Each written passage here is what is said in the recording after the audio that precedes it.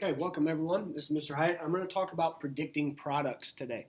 I'm going to run through each type of reaction that I'm going to ask you to predict products for and give you an example. So the first step is to look at what types of reactions could be possible given my reactants. So I look over here and I've got a sodium.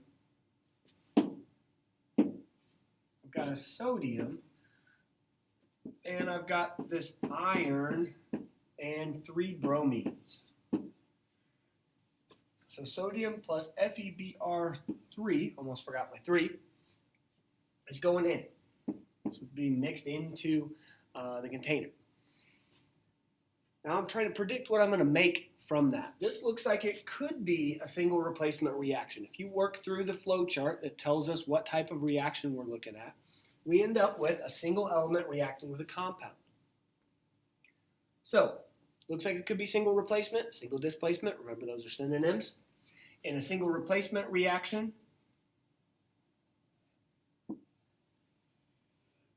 the anion is going to switch cations. Maybe you did square dancing in elementary school, PE, and you traded partners at one point. Well, maybe there was an odd number. Someone was dancing by themselves, and then at some point, we all trade partners, and now I gain a partner. Someone else has to sit out and be alone. So on the other side, bromine is going to be paired with sodium, and iron is going to be by itself. Reactant side, iron and bromine are partnered up.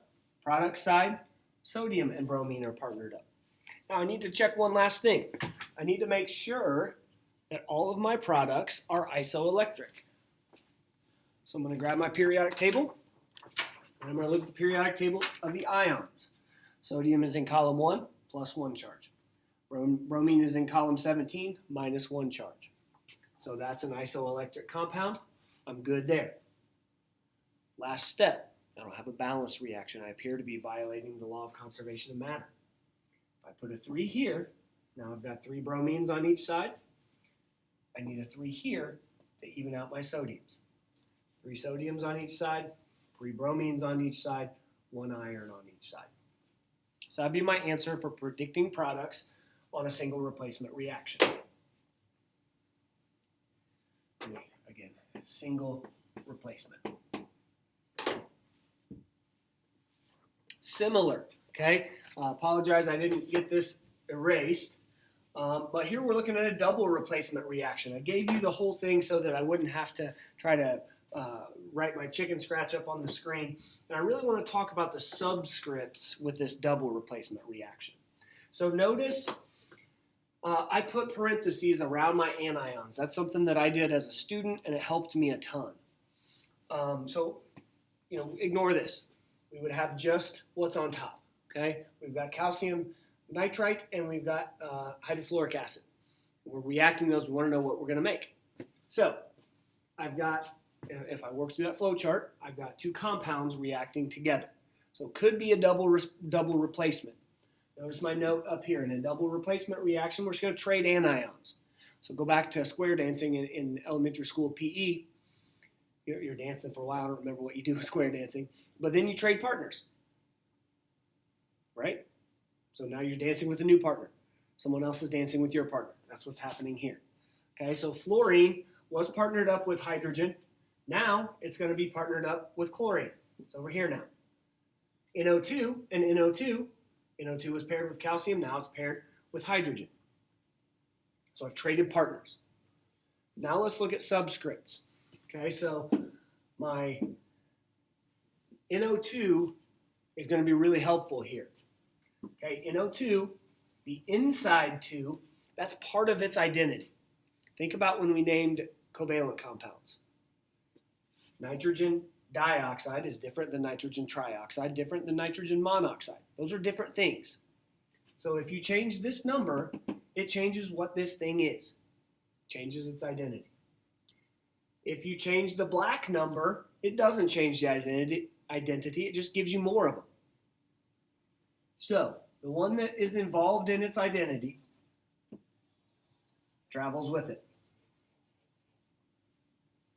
Remember that the black 2, in this case, teal, does not travel because that 2 is only making that compound isoelectric, meaning calcium has a 2+ charge. I know that because of where it is on the periodic table. It's in column 2, 2+ oxidation number. NO2. NO2 is in my table right here. Nitrite has a -1 charge. So I need to have 2 of those to cancel it out. That's where this teal 2 comes in. In my product side, nitrite is now matched up with hydrogen. Hydrogen has a +1. Nitrite has a -1. So they're already isoelectric. I don't need to carry this 2 over with me. Talk more about that in just a second. So that's a double replacement reaction. Okay, combustion. Goodness gracious. Okay, in a combustion reaction, what I would look for as a student when I'm approaching this, if I don't know what kind of reaction it's going to be, I'm looking for this O2 big time. Okay, O2 is a big giveaway for us in high school chemistry. We only deal with complete combustion. So if we see anything with carbon plus O2, we can turn our brains off. The answer here is always going to be CO2 and water. In high school Chem 1. If you go on and take further chemistry classes, you're going to have to unlearn that a little bit. But that's a battle you can fight another day. A lot of you, this is the only chemistry course you'll ever take. So this is good enough.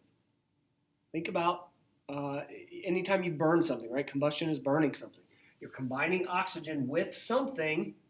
If you've ever tried to start a campfire and you blow on it, it makes it burn better, you're adding oxygen. You're blowing, you do blow out a little bit of oxygen. Yes, we breathe out carbon dioxide, but we also breathe out oxygen. And you're stoking the fire. So you're adding the oxygen, you're pushing the combustion. So our reactants will always be CO2 and water. If you've seen soot around a campfire, that black stuff, that's incomplete combustion. We don't mess with that here in Chem 1. We deal with the kind of combustion that turns everything into carbon dioxide and water. Then from there, all I need to do is balance. So again, I saw O2. I looked over. I saw that there's a carbon molecule. It's got to be combustion. So like I said, last thing I need to do is balance. So let's see if I make that a 2, 4, and 2, 4, and 4, and 2 there. 2,